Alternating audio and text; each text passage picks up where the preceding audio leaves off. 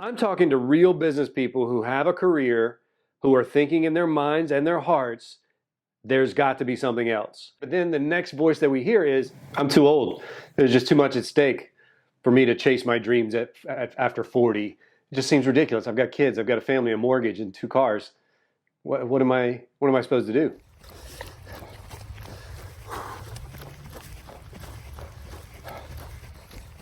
That's a good point. What are you supposed to do? Well, I'm going to tell you in this video. I'm going to teach you how to transition your career after 40, when the stakes are high, when there's a lot of risk, when the money is necessary. I don't want to sound like those Instagram people who are promising you lots of money for very little work and cha-ching. That's not what this is. I'm going to teach you how to navigate the transition of careers in your 40s. Now I have to give a little qualifier. Some of you may be new to this channel and not know me, how old I am, what I've been through, or anything like that, and I don't expect you to know that.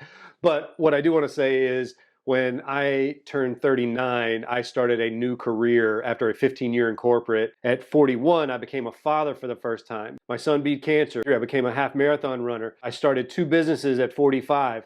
I'm now 49. I'm about to be 50. Everything I'm going to tell you, I've actually implemented in my own life and in my client's life. So I don't want you to think that I'm just posting this up and saying, here's what you ought to do. These are things that I've done in my real life. I'm going to disagree with some advice that I know is widely spread on the internet. And I'm going to show you why I disagree with it. And it comes from experience. It doesn't come from study or research. It comes from actual personal experience doing this. So here we go. Let's not waste any more time. Let's get into it. This is not a step list or anything like that. Some tips that I think are very important. All right, the first thing we have to do is we have to decide what we're going to need. Really what you want to have in your hip pocket is your strategy and your mindset. Those 2 things are going to be key. Now, let's talk about strategy. What is essentially strategy is a plan. What is your plan? But I'm going to challenge that. Not only do you need a plan, I think it's good to have a plan, but you need to identify your purpose. Like, why are you moving? Why are you changing careers? The why behind your reasoning for doing it will be everything, and that'll dictate your mindset. Your strategy is 2-pronged. One, it is the plan, but it is also the purpose. Those 2 should be your strategy. So you got to figure out why you're doing this. And if you can't answer that, you're never going to commit to it. Here's what I want you to not do. I want you to not make a list of everything you're passionate about. I want you to not do that, and I want you to not move into any of those things. I want you to avoid those things at all costs. Here's what I want you to understand. Your passion won't work for you right away.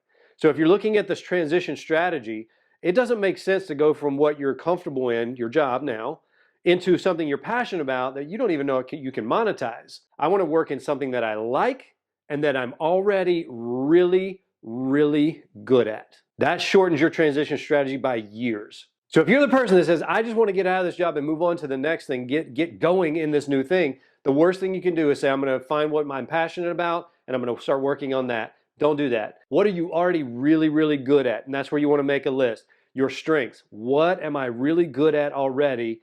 And on a scale of 1 to 5, 5 being I freaking love it, how much do I like it? Anything 3 and higher is in consideration as something you could do for money. So that's what I want you to do. Make a list of everything that you like, but correlate that list with everything you're really good at. All right, next I want you to find a quiet spot. I want you to get a notebook, and I want you to write a manifesto, a journal entry, a list. I don't care what you write, but I want you to write all the reasons that you're doing this. All the reasons that you want to transition your career. Spend some time. This is a time to reflect, to be in introspection, and to really ask yourself those hard questions of, why am I doing this? If I don't like my job, if I'm not fulfilled at my job, why am I not fulfilled at my job? Write that down. That's valuable information before you transition to anything. Because I tell people all the time, to have an amazing life, you don't need to change jobs necessarily, even if you don't like your current job. Maybe it's you need to change your life around your job. And as your life around your job changes, your perception of the job will change. So maybe it's your life outside of your job and it's not your job. The only way to find that out is to journal or write or to list the reasons you're doing this, and you'll get to the root of it. All right, let's point out the elephant in the room, money. How much runway do you have? How much savings do you have? When you shift from one thing to another, it's not reasonable to think you're going to replace your current salary from the get. Think about it. You're starting something new. You have a limited or no proven track record in this thing. But here's what I will say. If you map out a 90-day, 180-day, if you map out a transition strategy for that time period, you'll find that there will be some overlap. One, you can't avoid that. Talk about that in a minute. But two, that your financial transition is much easier. So you have to plan ahead. You have to lower your expenses. You have to raise your savings. Ask yourself, how much do I need for 90 days to survive? In 90 days, how much do I need to be making in the new business to kind of bridge the gap? In 6 months, what is my number? 1 year from now, what is my number? And then you've got to shoot for those targets. All right, so a lot of people expect to unplug the career and plug in the business or the new job, the new career, and it's just to go like that, and that's not how it works. You're gonna have to commit to some overlap. That's just bottom line, there's no way around it. No one I've ever worked with, nor any of the transitions I've made in my 40s have had zero overlap. There's always been a transition where I was doing both for a period of time, either working out my commitment to the former company, training the new people, doing all the things while I do this thing. And what I want you to understand is that is necessary. That is where you learn. That is where it solidifies your decision. It can be a little bit fearful, but it's also very liberating. So don't think that there's going to be zero overlap when it comes to creating the money that you need.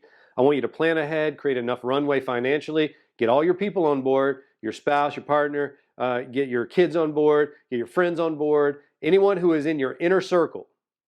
Get them on board. Don't make an announcement on Facebook or social media. Don't do that. Most people are unwilling to sacrifice that 90-day overlap for the next 10 years of happiness or joy or money. So if you look at that transition, if you're willing to endure that overlap, then you're going to make it just fine. You will. You'll figure it out. I trust you. All right, it sounds really cliche, but your network is your net worth, meaning as you're embarking and transitioning from one thing to the next, you have to consider this. Everyone knows you as this thing over here that you're doing. And so you've got to reintroduce yourself to the world as this new thing. That sounds really terrible. You're not a thing, you're human, just like me. So I've got a great network. Yeah, but they know you as an insurance salesperson and you're going to be a coach. They don't know you as a coach. So you need to reintroduce yourself as a coach to all of your network. As your network grows, you want to remind yourself you're now introducing yourself as doing this new thing for money, and you need to reintroduce yourself to everyone who's already in your network so that they are caught up and they know what's going on and where you're headed. And I think the last tip that I would give you is I'm not a patient person. I'm very persistent, but I'm not patient. That can be a conflict. I don't know if that relates to you. I do a lot of things very fast, and if that doesn't work, I kind of move on. And so I want you to have patience and persistence as you transition and realize that your transition might not be 60 days. It might be 6 months. And you've got to be willing to accept that, depending on your position, your career, the business, a lot of factors involved. We're working for the long play, not for the next year of happiness. We're working for the next decade of happiness, the next decade of income. Now, when it comes to building a business, it doesn't happen overnight. You know all the cliche sayings that go along with that. But what you can remind yourself is, I'd rather build it right than fast. And I'd rather know the mistakes that are coming my way early than late. Meaning if I build something and it's not a viable business, I want to know that as soon as possible.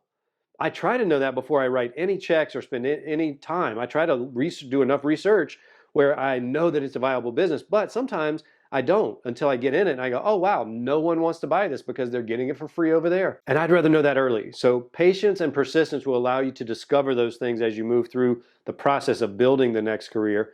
But really remind yourself that if it's good, it takes some time. If I could sum this video, I would say, 1, avoid your passion at all costs. Avoid it. Just don't do it. Go in on what you're good at. Go in on what you like well enough and that you're already good at. That's what I would say do. I would say, skipping to the end, having patience and persistence around that thing and trusting that it'll work and embracing the process. I think that's important. Have your money right. Don't think that you're going to unplug the career and plug in something new and the equal money is just going to start coming in. No, it could take months or years. So you got to have your money right. You got to have your financial runway established. You got to have it going. And I think that's really important. So that's what I want to leave you with. As you're looking at career transition, yes, you should be scared. You should have fear involved because it's a risk. You don't want to let fear drive your decision. You want to let fear be there so that you're uncovering all the stones. If you have any questions, hit the comments below. You're not the only one. If there is someone out there who's been through a career transition, you have one piece of advice, please share it with the community. Share it in the comments. We would love that. And I would love that because I'm always collecting advice to pass on to people when it comes to this kind of thing. Listen, it's not too late. It's not too late. You've got another 4 or 5 decades left to be alive on this earth. And the longer you wait in this transition, the more suffering you're going to have. This is Kevin. We'll see you soon.